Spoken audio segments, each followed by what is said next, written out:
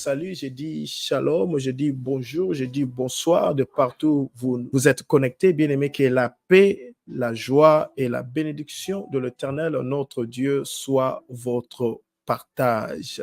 Bien-aimés, n'oubliez jamais ça. Si nous revenons ici, c'est pour le royaume des cieux premièrement. Le royaume premièrement. Le royaume des cieux premièrement.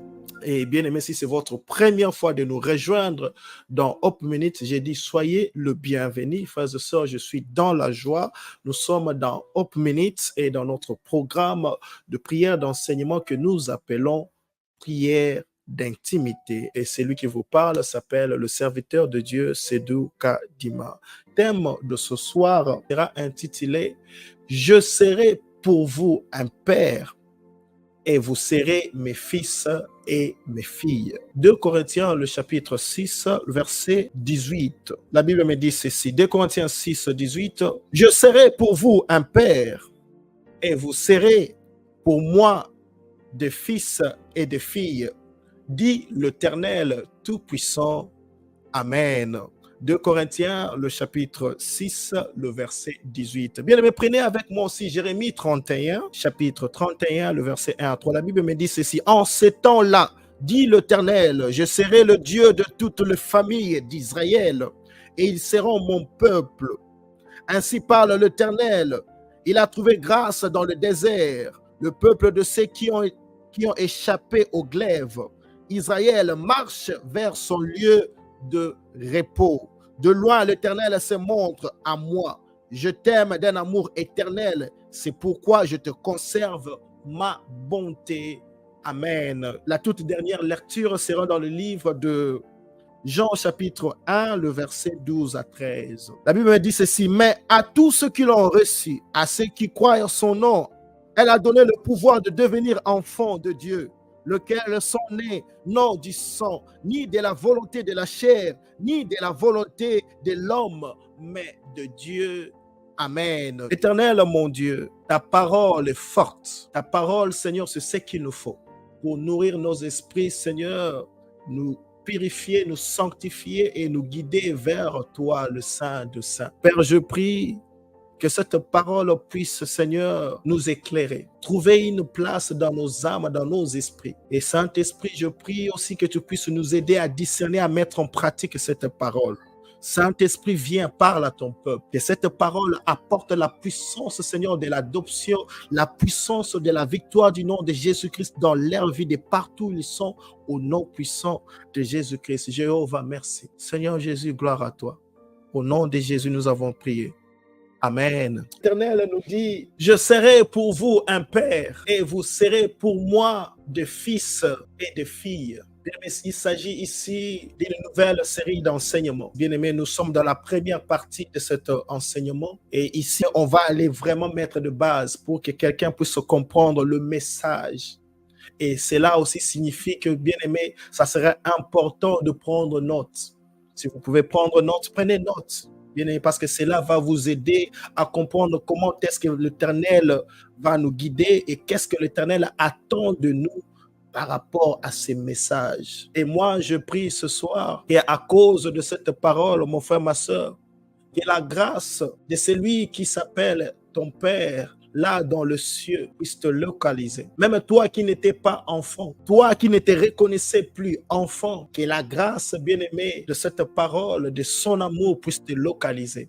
Afin que toi, bien-aimé, tu puisses bénéficier de ce qu'il donne à ses enfants, au nom de Jésus. Lorsqu'il nous dit, je serai pour vous un père et vous serez pour moi des fils et des filles, frères et sœurs, il y a des éléments très importants qu'on doit considérer que par la grâce de l'Éternel, frères et sœurs, on va aussi essayer d'ouvrir pour aller vraiment dans le détail afin que quelqu'un puisse comprendre la volonté de Dieu et recevoir cette grâce, bien-aimé, à cause de cette parole et que toi aussi tu puisses témoigner l'amour de l'Éternel dans ta vie. Alors, 2 mots. La première des choses, l'adoption. Le deuxième élément très important dans ce sujet, frères et sœurs, sera l'héritage. Alléluia. Bien-aimé, je ne sais pas là où tu es. Je ne sais pas ce qui se passe dans ta vie. Je ne sais pas, bien-aimé, dans quelles conditions tu es en train de nous suivre ou de prier avec nous. Mais je sais quelque chose. L'Éternel qui te donne le souffle de vie, ne t'a jamais, jamais oublié. Et il t'aime énormément. Et si tu restes connecté avec nous dans ce sujet, frères et sœurs, tu comprendras. Parce que même lorsque toi, tu étais dans le mal, frères et sœurs, il s'est donné lui-même comme un sacrifice divin. Sur la croix, frères et sœurs, il est devenu péché pour toi. Ainsi, ce soir, il dit, sa volonté est de devenir ton père. Sa volonté est que toi, tu puisses devenir son fils. Toi, ma soeur, tu puisses devenir sa fille. Est-ce qu'il y a quelqu'un qui veut devenir un enfant de Dieu ce soir? Est-ce qu'il y a quelqu'un qui voudrait être reconnu comme enfant de Dieu? Nous parlerons de l'adoption, nous parlerons de l'héritage.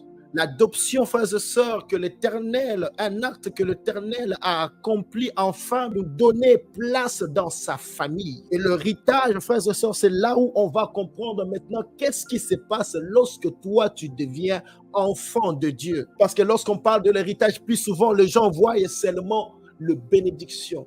Frères et sœurs, il y a mieux que la bénédiction de cette terre. Bien aimé, l'Éternel donne mieux. Pourquoi? Parce que c'est un engagement que lui, il a, une promesse qu'il a donnée et un accomplissement, frères et sœurs, qu'il veut que toi, tu puisses vivre cela et témoigner cela. Bien aimé, il faut retenir ces mots que je suis en train de balancer. Parce que ça fera partir, ça doit faire partir de ta prière. Ces mots doivent faire partir de ta prière. Pour rappeler à l'Éternel que l'Éternel, tu as pris un engagement. Tu as donné une promesse et tu as accompli quelque chose. Oui, peut-être que Seigneur, j'avais oublié, j'avais abandonné le chemin, j'avais abandonné la foi, mais maintenant je reviens. Souviens-toi de moi, souviens-toi de ta parole. Alléluia. Je prie que la grâce de l'Éternel, cette grâce qu'il a déposée sur cet enseignement, cette grâce qu'il vient déposer, bien-aimé, ce soir, que cette grâce puisse te localiser, ma soeur, te localiser, toi qui veux être reconnu officiellement, encore une fois de plus ce soir, comme enfant dans la présence de Dieu, que cette grâce te touche, que cette grâce te localise, te transforme comme un enfant de Dieu au nom de Jésus. Bien-aimé, l'adoption, la toute première des choses. Parce que ça, je vais donner quelques éléments de base pour nous aider à comprendre le sujet. Et après, on va évoluer selon que l'Esprit aussi va nous guider. Mais lorsqu'on parle de l'adoption, c'est un acte par lequel Dieu, l'Éternel, notre Dieu, accepte quelqu'un comme son enfant. C'est-à-dire que tu n'étais pas enfant, mais l'Éternel, il vient ouvrir une porte afin que toi, tu puisses devenir un enfant. Le mot adoption, selon les Français, qui signifie à choisir. Mais plus loin, ils vont expliquer que le mot adoption, c'est donner à quelqu'un le rang, le droit des fils et des filles dans une nouvelle famille. Ainsi, celui-là va bénéficier de liens de famille ou de liens de filiation dans une famille. C'est-à-dire que cette personne sera acceptée comme enfant avec tout le droit possible, sans exception. C'est-à-dire, lorsqu'on va adopter un enfant, on lui donne tout le droit. Mais les hommes, frères et sœurs, vous savez, les hommes, nous aimons aussi faire les choses de notre manière. Selon la loi, maintenant, on dit qu'il y a deux formes d'adoption. Je ne suis pas juriste, mais en lisant bien et faisant de recherches, j'ai découvert qu'on parle de deux formes d'adoption. Il y a ce qu'on appelle l'adoption simple et aussi ce qu'on appelle l'adoption plénière. Brièvement, frères et sœurs, pour que cela ne puisse pas nous embrouiller, lorsqu'on parle de l'adoption simple, cela signifie seulement que vous serez reconnu comme fils et fille dans une nouvelle famille, mais vous avez aussi le droit de garder vos relations avec votre famille biologique. C'est-à-dire que vous pouvez aussi de temps en temps aller visiter votre famille biologique, vos parents biologiques s'ils le veulent. Donc, ce contact-là peut demeurer parce que là, il s'agit d'une adoption simple. Donc, c'est comme si vous êtes entre deux familles. Mais lorsqu'on parle d'une adoption plénière, cela signifie que vous allez jouir de tout le droit possible dans une nouvelle famille et vous restez obligatoirement dans cette famille qui vous adopte. Dans la mesure où si vos parents biologiques voulaient se manifester pour vous réclamer, dire que non, c'est notre enfant, il doit revenir ou elle doit revenir, ils n'auront pas le droit de faire cela. Ils ne peuvent pas vous réclamer disant que non, elle doit venir de temps en temps nous visiter. Ils n'auront pas le droit de faire cela. Pourquoi? Parce vos nouveaux parents ont le droit sur toute votre vie comme s'ils étaient vos parents biologiques. Donc, vous comprenez, frères et sœurs, que l'adoption n'est pas toujours ce que nous pouvons penser. Mais devant l'Éternel, bien-aimé, l'adoption que l'Éternel nous apporte, c'est l'adoption, frères et sœurs, qui ne se sépare pas, qui ne se mélange même pas. C'est encore mieux ce que les hommes appelleraient l'adoption plénière. Parce que l'adoption que l'Éternel nous donne, frères et sœurs, est constituée de 3 éléments. L'adoption de l'Éternel commence avec l'amour de Dieu. J'ai dit l'amour de Dieu, la réconciliation et le Saint-Esprit. Lorsqu'il dit « Je serai pour vous un père et vous serez pour moi des fils et des filles bien-aimés », j'ai dit qu'il s'agit d'un engagement. Il s'agit d'une volonté que l'Éternel veut accomplir. Et dans cette volonté, Dieu vient maintenant manifester son amour. Pourquoi Dieu commence avec l'amour? Parce que sans l'amour, Dieu ne peut pas te choisir à devenir son enfant. Bien aimé, sans l'amour, Dieu, même si on pouvait forcer Dieu, parce que personne ne peut forcer Dieu, même si, supposons qu'on pouvait forcer Dieu, bien aimé, ça ne marcherait toujours pas. Or, si nous vivons, si nous sommes sauvés par amour. De la même manière, frères et sœurs, si nous allons devenir des enfants, nous deviendrons des enfants à cause de l'amour et par amour. Ainsi, frères et sœurs, cet amour maintenant vient nous apporter la réconciliation. Pourquoi la réconciliation? Parce que, frères et sœurs, Dieu veut faire de toi son enfant. Mais dans ton existence, ta vie comme elle est là, ton être comme il est constitué, frères et sœurs, il y a de ces parties, il y a de ces choses qui se passent en toi qui ne permettent pas que toi tu sois adopté par Dieu, qui ne veulent pas que toi tu puisses devenir enfant de Dieu. Ainsi, l'Éternel va chercher de voies et moyens pour enlever ces choses-là qui viennent intercaler, qui viennent empêcher que toi, tu puisses devenir son enfant. Et pour enlever ces choses-là, il commence avec son amour et il continue avec le ministère, le message de la réconciliation. Est-ce qu'un enfant de Dieu est là avec vous? Bien-aimé, tout au début, lorsqu'il a créé Adam et Ève, ils étaient faits à l'image de l'Éternel et par sa ressemblance, portant la nature de Dieu. Directement, automatiquement, enfant confirmé, biologique, si on doit le dire, de l'Éternel, créateur de toutes choses. Mais il y a quelque chose qui s'est passé, qui a fait que Adam, pas seulement il a perdu la nature de son père, mais il a aussi perdu l'identité d'un enfant. Bien-aimé, Adam a perdu la nature de Dieu, il a perdu la nature, l'image de son père, et il a aussi perdu l'identité. Il a perdu le droit de l'enfant. C'est pourquoi l'Éternel a dit, « Oh, je suis désolé, tu ne peux plus rester dans le jardin. Allez, les chérubins, venez. Empêchez-lui d'entrer et de toucher à l'arbre de la vie. » Bien-aimé, c'est ainsi le mal est entré. Là où la descendance d'Adam devrait être une descendance de l'Éternel avec la nature de l'Éternel. Mais la descendance d'Adam n'avait plus la nature de l'Éternel, mais avait la nature d'Adam. Et parce qu'on a maintenant reçu la nature d'Adam, une nature qui est corrompue, une nature qui est pécheresse, une nature qui est faible. L'Éternel ne peut pas seulement t'adopter avec cette nature, parce que quelqu'un se rapproche.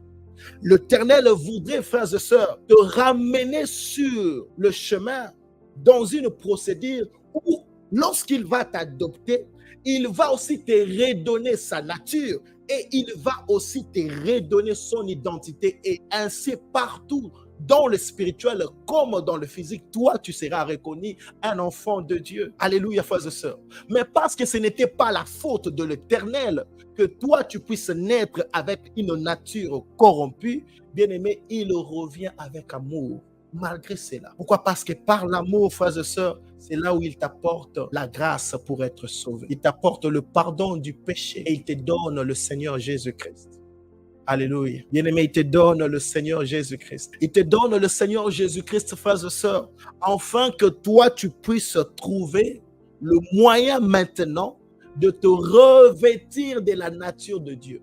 Parce que sans Jésus-Christ, frères et sœurs, l'adoption ne peut pas être complète. On ne peut pas parler de l'adoption, on ne peut pas parler de devenir enfant de Dieu sans Jésus-Christ. Oh, l'Éternel veut que toi, tu puisses devenir son enfant. Lui, il est Père saint et spirituel. Comment faire de toi, toi qui es cher, péché, toi qui marches dans le débauche, toi qui es dans le ténèbre, comment faire de toi, toi qui es péché, son enfant? La Bible dit, quel rapport y a-t-il entre le ténèbre et la lumière? Bien aimé, il n'y a pas de rapport entre le ténèbre et la lumière.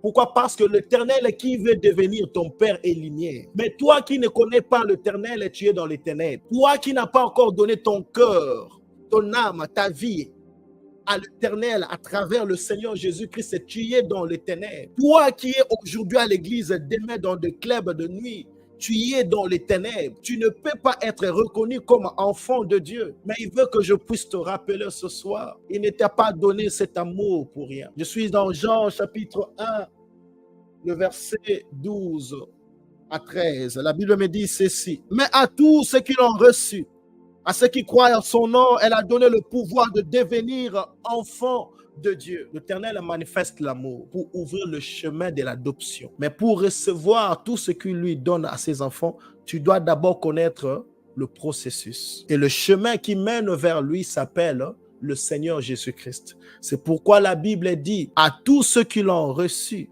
Reçu qui? Reçu le Seigneur Jésus-Christ.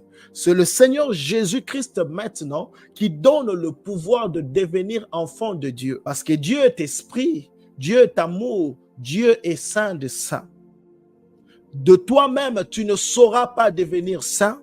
De toi-même, tu ne sauras pas, frères et sœurs, te rapprocher de lui. De toi-même, bien-aimé, tu ne le connaîtras jamais. Et parce qu'il connaît cela, il vient encore avec amour pour ouvrir ce chemin. Et c'est ici où je veux rappeler à tout celui qui n'a pas encore donné sa vie à Jésus, que l'Éternel t'aime. Mon frère, ma sœur, l'Éternel t'aime. Et je voudrais encore rappeler, insister surtout, toi, mon frère, ma sœur, tu avais déjà fait cet acte de foi pour donner ta vie au Seigneur et ainsi devenir enfant. Être enfant, c'est connaître le Seigneur Jésus-Christ et savoir marcher avec le Saint-Esprit. Pourquoi lorsqu'on parle de l'adoption, l'adoption commence avec l'amour, la réconciliation et le Saint-Esprit.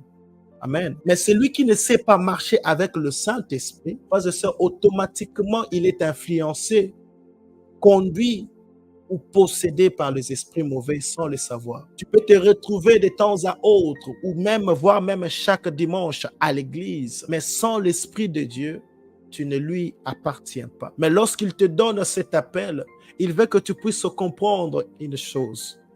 Devenir enfant par la foi, c'est un processus. Pourquoi? Parce que, frères et sœurs, tu dois apprendre à garder la nature de Dieu. Tu dois apprendre à comment garder l'identité de Dieu. Et tu dois forcément apprendre comment marcher, très bien marcher avec son Esprit Saint jusqu'au bout. Il nous parle des enfants d'Israël pour nous donner un exemple. Ils étaient le premier à qui l'Éternel a dit, vous serez mes enfants et je serai votre Père. Mais qu'est-ce qui s'est passé avec les enfants d'Israël? Ils ont commencé à s'inventer. Ils ont commencé à faire du n'importe quoi. Ils ont commencé, frères et sœurs, à abandonner le voie de l'Éternel, à désobéir à l'Éternel. Mais qu'est-ce qui s'est passé à la fin de compte? L'Éternel a dit, ok, si vous ne voulez pas être mes enfants, j'appellerai d'autres qui veulent être mes enfants et je ferai de mes enfants. C'est pour te dire, on ne se moque pas de la grâce de Dieu. On ne doit pas jouer avec la grâce de Dieu.